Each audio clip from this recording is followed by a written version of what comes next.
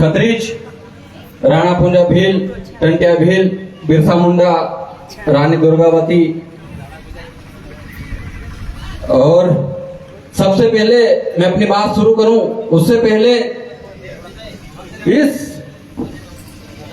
गाते को बिठाने के लिए जिन साथियों ने संघर्ष किया उनके लिए जोरदार तालियां, क्योंकि इस कार्यक्रम का इनविटेशन 5 तारीख को भी मिला था। किसी कारणवश यहां मूर्ति नहीं लगने देने की वजह से पोस्टपोन हुआ, लेकिन आज आप लोगों ने एक इतिहास रच दिया। इसीलिए कहते हैं कि संघर्ष के हम आदी हैं, इसीलिए आदिवासी हैं। और वो संघर्ष आप लोगों ने किया, आप सभी को दिल से सैल्यूट। आज मेरा आना शायद नहीं हो पाता, क्योंकि कल नागपुर में 8 देशों के लोग एकत्रित थे, मैं वहां उपस्थित था, वहां पर मौजूद था। लेकिन आप लोगों के प्यार ने और राणा पुंजा भील के आशीर्वाद मुझे यहां तक खींच के ले आया, मैं सीधे वहां से यहां आया हूं।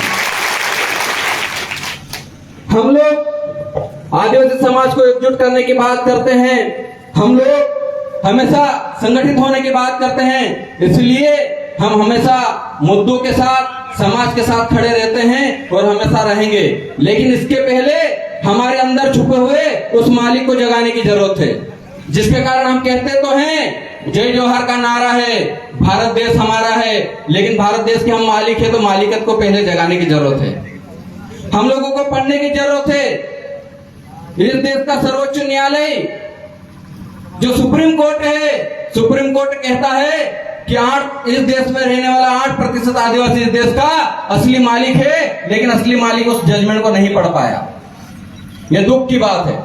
उस जजमेंट को पढ़िए, और जब ये थाने वाले, जब पुलिस वाले जब एफआईआर करते हैं, तो उसके तहत भी हमारे सीआरपीसी और आईपीसी की धारा लगाते हैं। सीआरपीसी आईपीसी के सेक्शन 5 में लिखा है कि आदिवासियों पर कोई भी सीआरपीसी आईपीसी की धारा लागू नहीं होती है। जब आप वो कागज दिखाकर पुलिस वालों से बात करेंगे, किसी पे एफआईआर नहीं होगी, तब आप मालिक कहलाओगे।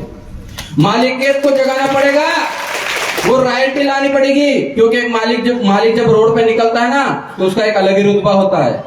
वो रुतबा अपने अंदर जगाइए, और जिस दिन रुतबा जगा दिया, उस दिन आदिवासी समाज संगठित भी हो जाएगा, और राजनीति तो बाद में होती रहेगी, चलती रहेगी, और एक दिन खत्म भी हो जाएगी। लेकिन समाज को जिंदा रखना जरूरी है। आज की तारीख में आप देख रहे होंगे कि आजादी के समय भारत के आदिवासियों के पास इस देश की 67% जमीन थी, लेकिन आज 3% रह गई है।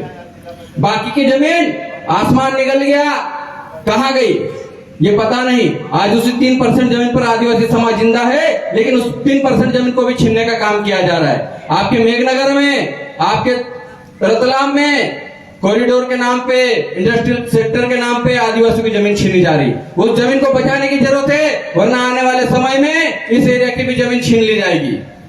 हम लोग 11 बजे यहां पहुंचे, तो हम लोग बालेश्वर धाम गए, वहां पर उनके अनुयायी मिले। उनका कहना था कि जो मेघनगर की जो फैक्ट्री है वो यहाँ लगने वाली थी, तो बालेश्वर मामा ने कहा था कि यहाँ की वायु, यहाँ का पानी दूषित हो जाएगा, इसलिए उस फैक्ट्री को यहाँ नहीं लगने देना चाहिए, यहाँ के लोग खतरे में पड़ जाएंगे। तो बहुत बड़ी बात है कि जो आदिवासियों के लिए और आदिवासी जमीन को बचाने के लिए लड़े बालेश्वर मामा जिनको कहते हैं, उनका बहुत बड़ा योगदान मुझे लगता है यहाँ पर। क्योंकि जब वहां पर बात किया तो पता चला कि यहाँ से लेकर 25 किलोमीटर तक मूर्तियां बनी हैं, और आदिवासी क्षेत्र में बालेश्वर मामा की मूर्तियां बनना बहुत बड़ा ऐतिहासिक काम है।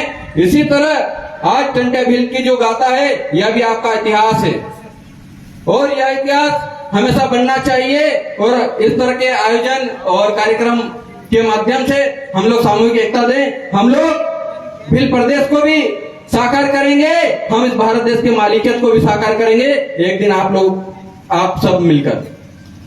बस इतना ही कहूंगा, और अंत में इतना कहना चाहता हूं, जिद पर आ जाए तो रुख मोड़ दे तूफानों का, जिद पर आ जाए तो रुख मोड़ दे तूफानों का।